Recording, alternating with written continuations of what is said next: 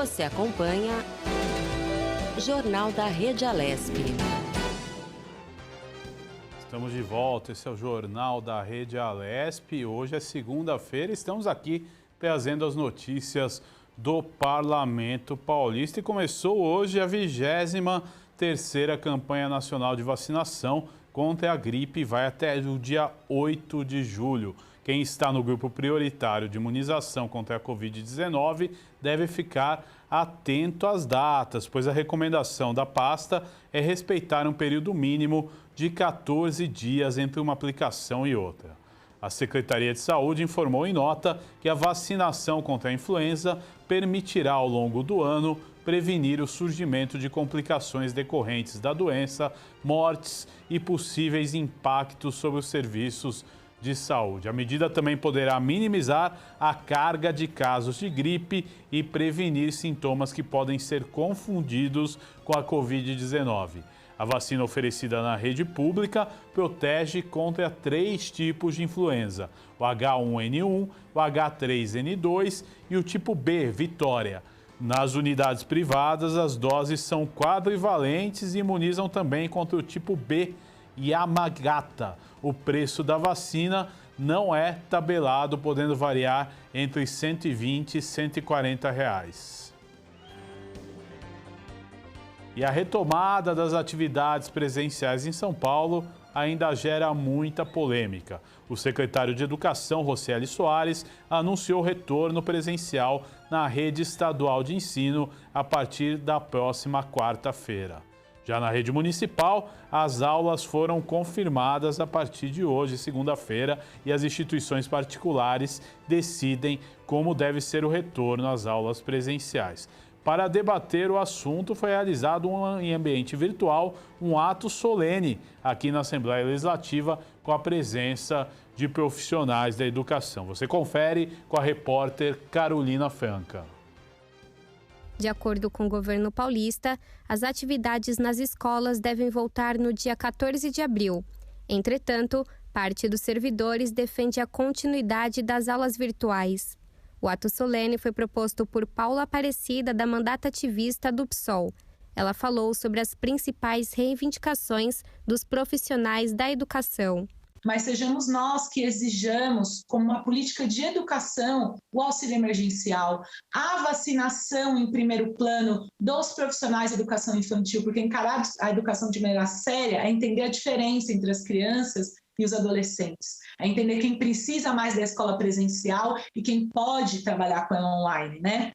Garantir os tablets, os chips, a merenda, os psicólogos nas escolas, para tirar esse trauma das costas das crianças.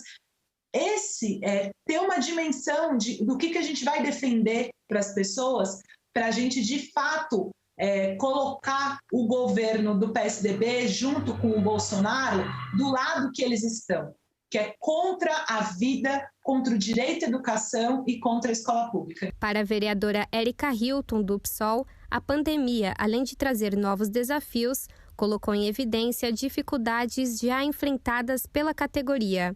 A educação que sempre foi precarizada, porque, como eu disse, a educação muda a vida, agora, diante da pandemia, tem enfrentado outros desafios, né? Seja pela tentativa do prefeito ou do governador de colocar professores e alunos dentro das salas de aula, sem colocá-los na prioridade das vacinações, seja pelos fechamentos de algumas turmas, seja pelas perseguições destes professores no que diz respeito à greve. Então, nós temos acompanhado de perto a luta dos educadores, dos agentes das escolas públicas, da família, diante da pandemia, que não trouxe nenhum cenário novo. Ela simplesmente escrachou e tornou visível aqueles que eram problemas estruturais e profundos no que diz respeito à educação municipal e estadual.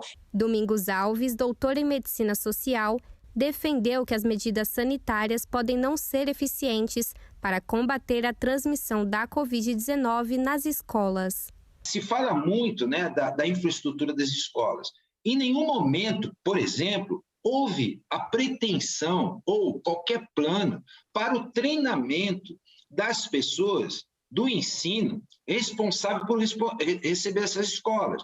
Vão haver situações como a abraços, do pegar na mão e tudo mais, que as crianças vão fazer, e se os profissionais da educação não tiverem um treinamento específico com relação a isso, vai haver falhas, tá, com relação a isso. Tá?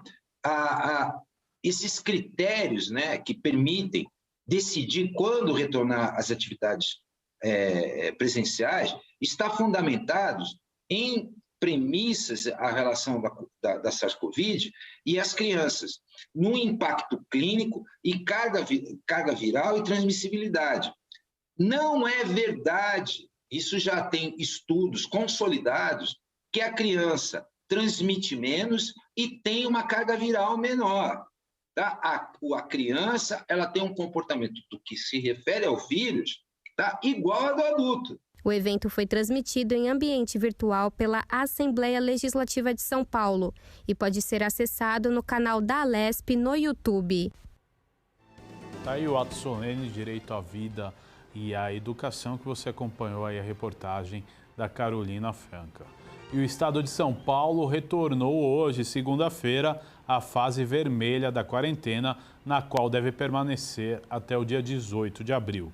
O fim da fase emergencial, que vigorou de 15 de março ao dia 11 de abril, ocorreu após o estado registrar uma ligeira queda na taxa de ocupação de leitos de UTI, que, no entanto, segue aí acima de 88%. Na prática, a mudança permite o retorno das atividades presenciais nas escolas das redes pública e privada, desde que autorizadas pelas prefeituras locais, além da abertura de alguns serviços que estavam vetados e a retomada das competições esportivas profissionais a partir das 8 da noite. Na capital paulista, as escolas voltaram a receber alunos presencialmente nesta segunda.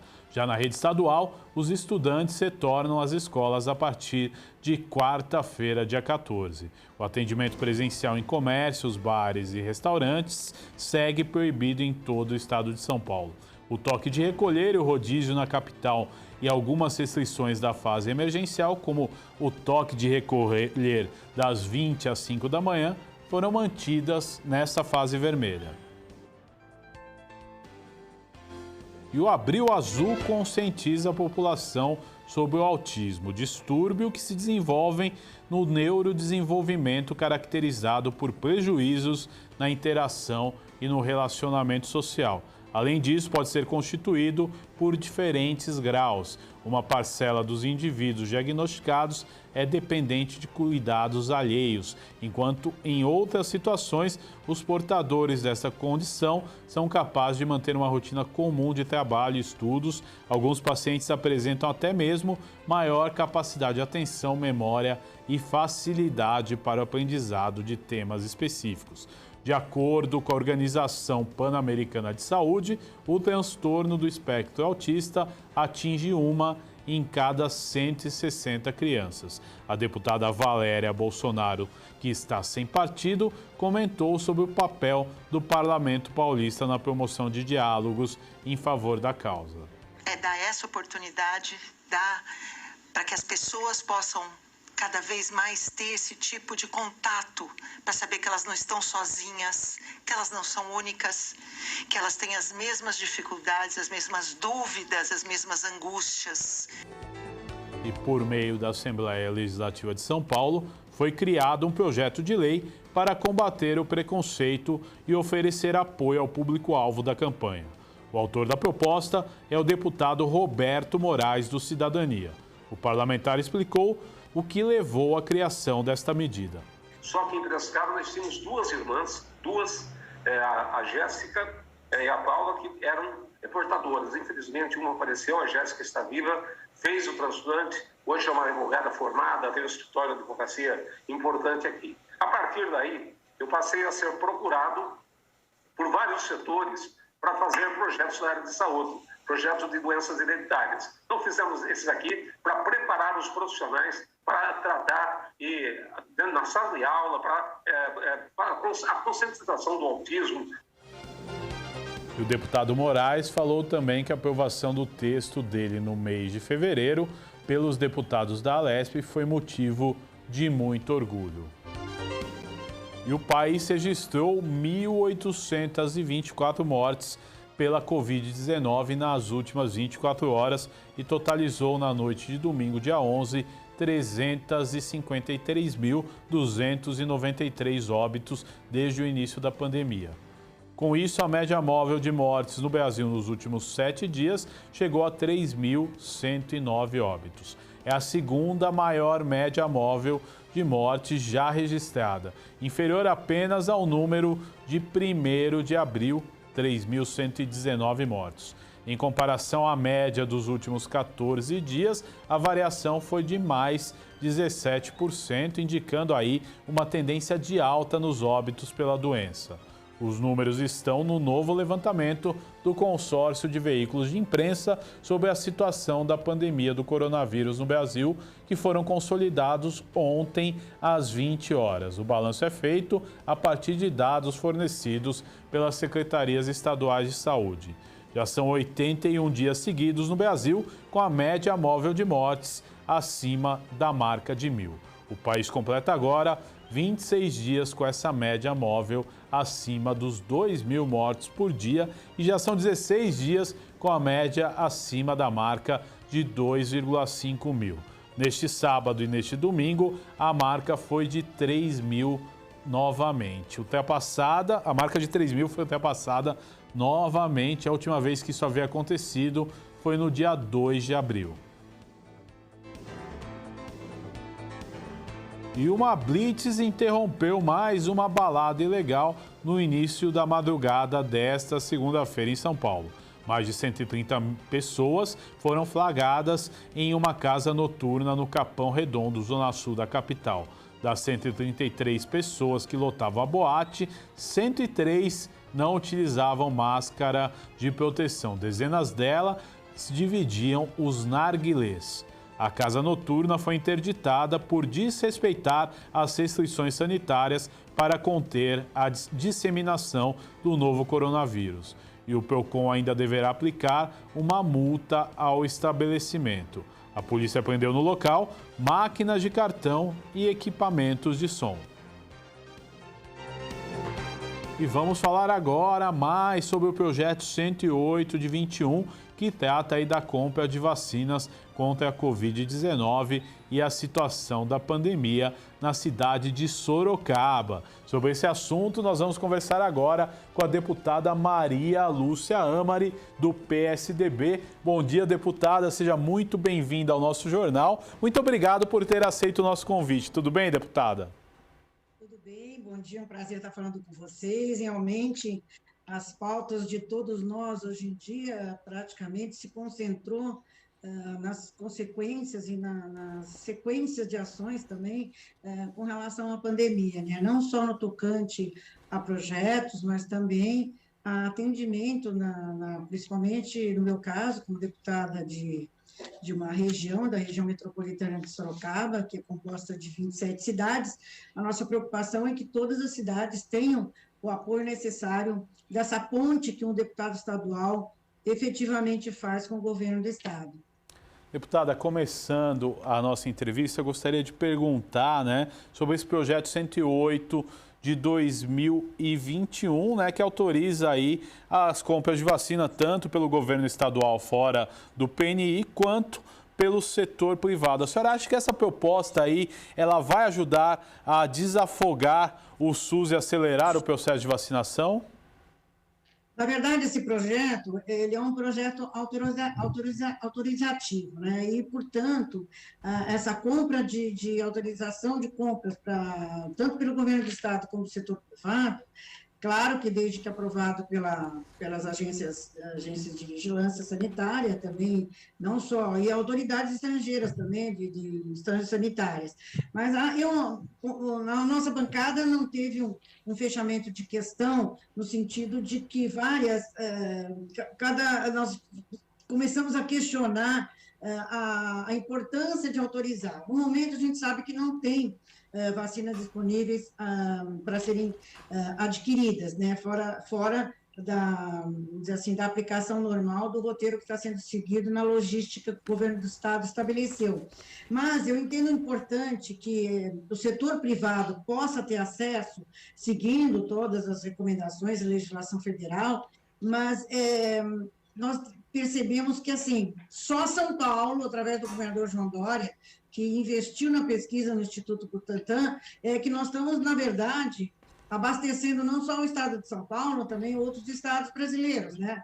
E não vemos se tivesse já também o governo federal maciçamente aplicando a vacina, nós teríamos um resultado mais rápido para conter a questão da pandemia. E quando o setor privado, então a gente vê magazines que são muito grandes, com milhares de funcionários, redes de supermercados, de drogarias, enfim, que elas possam adquirir e passar a aplicar nos seus funcionários, nós vamos ter uma rapidez maior, nós vamos acelerar o processo da vacinação, além do que nós vamos reduzir a fila do SUS, né, da aplicação das vacinas. Então, com tudo isso, eu acredito que, na hora de votar essa autorização, foi muito debatido esse projeto, né, por vários dias, vários deputados de vários partidos se manifestando. Não foi um projeto que foi aprovado com unanimidade, se não me engano, foi 50 e poucos votos a favor, acho que teve 21 contra, e os outros que não se abstiveram de votar. Então, mas a minha proposta, principalmente no meu caso, onde a cidade de Sorocaba, o prefeito quer adquirir as vacinas, eu não gostaria de ser um empecilho no sentido de impedir que, na oportunidade que tiver a possibilidade de adquirir, não possa impedir de algumas ações dentro dos municípios para que acelere o processo. Agora, deputada, vamos falar um pouquinho da sua região, uma região tão importante do estado de São Paulo. Como a senhora falou, a região metropolitana de Sorocaba envolve 27 municípios de extrema importância, lembrando de alguns: Itapetininga, Itu, Votorantim, Araçoiaba da Serra, municípios de total importância aí do interior de São Paulo. Como a senhora está vendo? Primeiro vamos começar, a população está consciente de um isolamento? Como é que está o comércio local? Como é que a senhora tem feito esse raio-x da sua região? Na verdade, nós tivemos momentos muito graves até a semana passada, né? Essa semana, no final de semana, deu uma leve melhorada, mas nós temos nós tivemos 391 casos novos neste domingo, né? Conforme a Secretaria da Saúde do município divulgou. Com estas confirmações, nós já temos infectados 48.761 pessoas. Então, se você considerar que é uma população de 700 e poucas mil pessoas, nós temos assim tendo um índice muito alto de contaminação. O número de óbitos hoje na cidade já está em 1.333 pessoas. Então, a taxa de letalidade no município, ela está acima da taxa nacional, né? A taxa nacional é 2,6, ela tá abaixo da estadual, né? E acima da nacional. Então, é muito preocupante a situação. Nós percebemos que tem dificuldade de fiscalização. Aqui é uma região onde tem, principalmente a região de Boituva, que lá o prefeito Edson Marcúcio também colocou drones para controlar as chácaras que tem na região, que é uma região muito forte na questão de sítios, chácaras que as pessoas vêm passar o final de semana, e fazendo festas, né? E, então, tudo isso é um processo de alta contaminação. Nós percebemos que a população parece que ainda não está totalmente consciente da gravidade da situação, de evitar aglomeração, nós tivemos notícias de festas no final de semana, em condomínios de luxo, onde as pessoas ficaram preocupadas por conta de contaminação, de coisas que podem acontecer nessas chácaras, nesses condomínios, onde as pessoas vêm passar o final de semana, ou às vezes até residem. Então, nós temos aqui 100% de ocupação em toda a rede que está atendendo a Covid, desde o Hospital Estadual Novo, que é o Adib Jatene, o Conjunto Hospitalar, a Santa Casa e o Hospital Santa Lucinda, fora as unidades de pronto atendimento que foram também transformadas em leitos de UTI na cidade, e o AMI, que foi agora, começou a implantação também no ambulatório médico de especialidades com 10 leitos. Então, assim, por mais que nós trabalhamos muito, pedindo para o governo do estado trazer leitos, equipamentos de proteção individual, trabalhamos muito na questão agora de trazer cilindros de oxigênio, que estavam faltando em 9 cidades da nossa região, mas é um círculo vicioso, não adianta você abastecer a cidade, aumentar o número de leitos, se as pessoas não fazem o isolamento social, distanciamento social, não se utilizam dos cuidados com máscara, álcool gel, enfim. A gente sabe que nem todo mundo consegue entender a gravidade da situação. Agora, deputada, outra questão dentro disso, a senhora sabe, tem alguma informação de como está o estoque aí dos insumos, né, hospitalares que são usados principalmente na intubação, e se tem previstas entregas, como é que está essa situação? Porque a gente lembra bem, realmente Sorocaba tem uma boa malha hospitalar, a senhora falou da Santa Casa, o Conjunto Hospitalar, o Hospital Adib Jatene. Como estão esses hospitais em relação a insumos, deputada?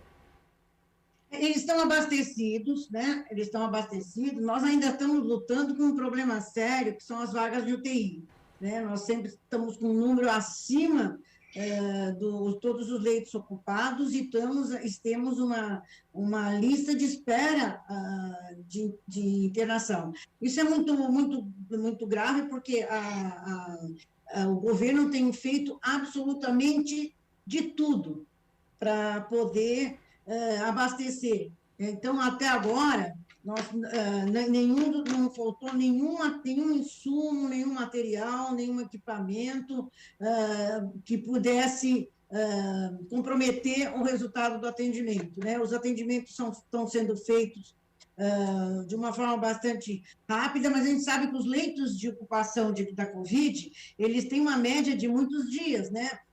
No mínimo, parece que são 11 ou 12 dias, que é a média do número de dias que as pessoas ficam internadas. Então, é natural que haja uma situação de grave, no sentido de se não houver uma mudança de comportamento da população, a situação, com certeza, tende a se agravar. Paralelamente, nós também estamos nos utilizando da contrapartida do governo também, sob o ponto de vista econômico também da cidade, né, que é uma preocupação. Devem vir logo milhares de cestas básicas que vão vir do Fundo Social de Solidariedade de São Paulo. A Bia Dória tem gerenciado, administrado com o governo do estado, com a doação de empresários. Nós esperamos que também essa contrapartida, né, por conta do fechamento do comércio local e de vários estabelecimentos, como bares, restaurantes, etc., muitas pessoas estão tendo dificuldades na relação à sobrevivência. Então, tendo um trabalho muito forte social na cidade. Sorocaba é uma cidade muito solidária, é a cidade do Brasil, até dados recentes, que era a que tinha maior número de entidades assistenciais. Então, nós estamos contando também com o apoio da população, mas nós precisamos da conscientização maior. Agora, deputada, eu gostaria de voltar no assunto que a senhora citou, mas é de grande importância nesse momento. Eu sei que a senhora trabalhou muito para conseguir que o governo do estado auxiliasse nisso, que é a questão aí dos cilindros de oxigênio. Eles já foram entregues, quando começam a operar? É importante a gente trazer isso para o nosso telespectador, que eu sei que foi um trabalho que a senhora atuou bastante aí para levar esses insumos aí para a região. O governo do estado efetuou a compra de 2.000 cilindros de oxigênio. Com isso, eu contatei todas as 27 cidades que estão dentro da nossa região metropolitana de Sorocaba para ver quais delas. 9 estavam preocupadas com a questão do seu estoque, algumas já chegaram, acho que, se não me engano, a partir de sexta-feira, estão chegando, estão sendo abastecidos, e então, Salto de Pirapora, enfim, várias cidades da nossa região, e com isso o governo do estado deu uma forte e importante ação, teve uma forte e importante ação. Conversei bastante com o secretário de Desenvolvimento Regional, Vignoli. Aliás, eu quero elogiar esse secretário de Desenvolvimento nosso, Marco Vignoli, pela sua atuação, uma pessoa que atende, um secretário que está sempre disponível, atendendo nossa solicitação, atende logo o telefone, dá recado, corre atrás, enfim, tem sido um bom parceiro para nos dar um pouco mais de tranquilidade. Estive com ele em reunião agora na semana passada, na quinta-feira, onde nós conversamos sobre o panorama aí da cidade, sempre à disposição nossa. Então, naquele dia, nós fomos cobrar a questão das vacinas, chegaram já na quinta-feira mais de 50 mil doses de vacinas da Coronavac, para aplicação nós aqui estamos na segunda dose, né, para aqueles que têm mais de 72 anos, e também vieram para a dose das profissionais da educação, e também dos profissionais da área de segurança. Então, é muito importante, porque são setores que têm uma capacidade muito grande de contaminação, porque tem um contato muito direto com a população. Policiais militares, policiais civis, da Polícia Federal, os guardas municipais, que fazem um trabalho não só de segurança, mas um importante trabalho comunitário, tem muito contato com a população. E nós continuamos na luta, porque tudo passou a ser prioridade, né?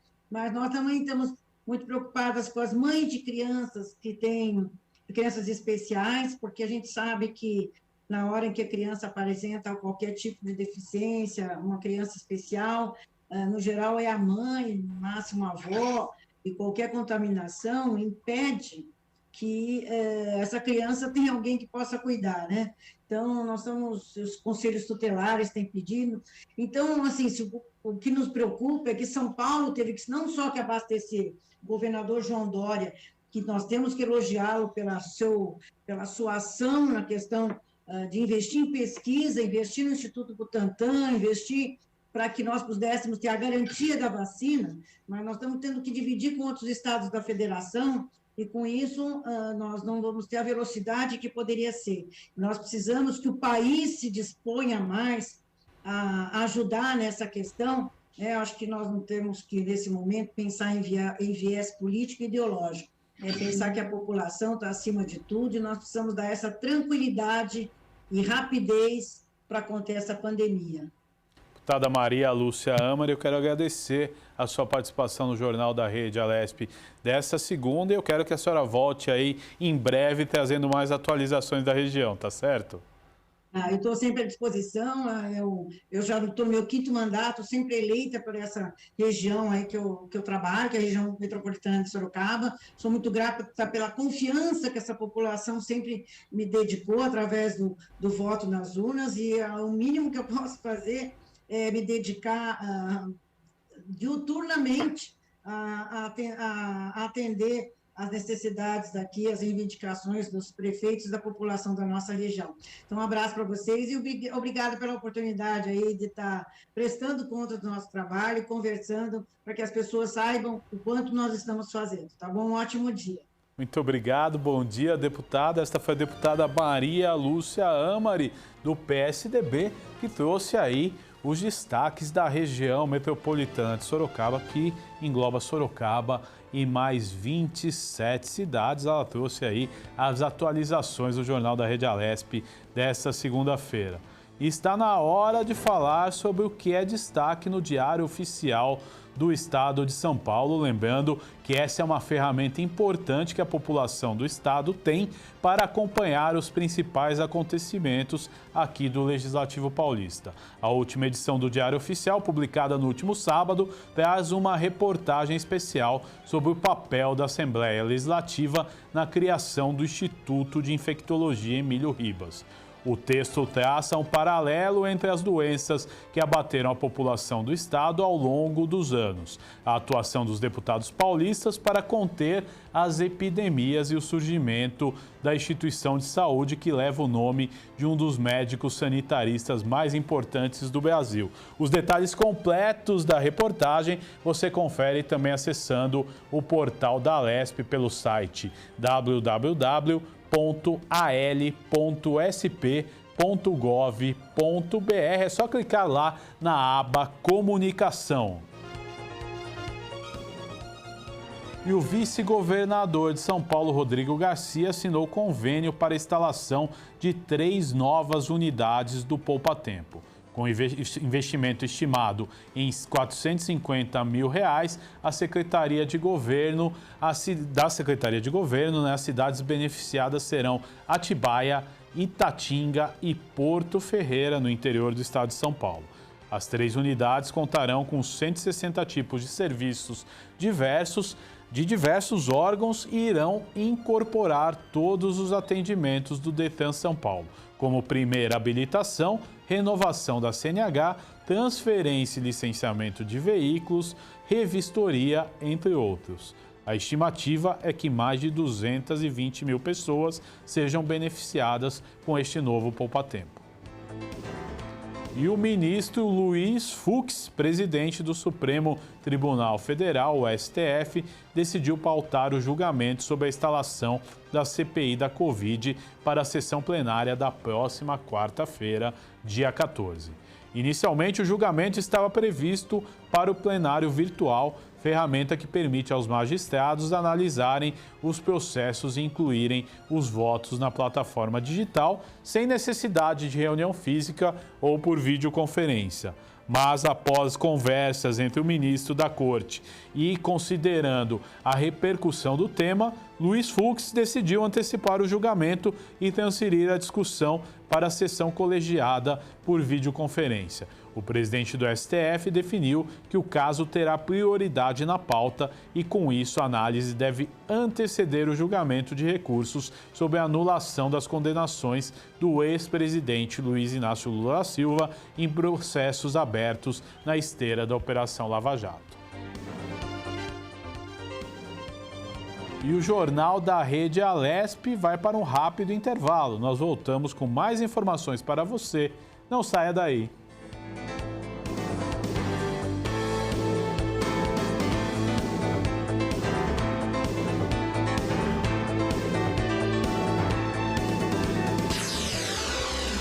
Você acompanha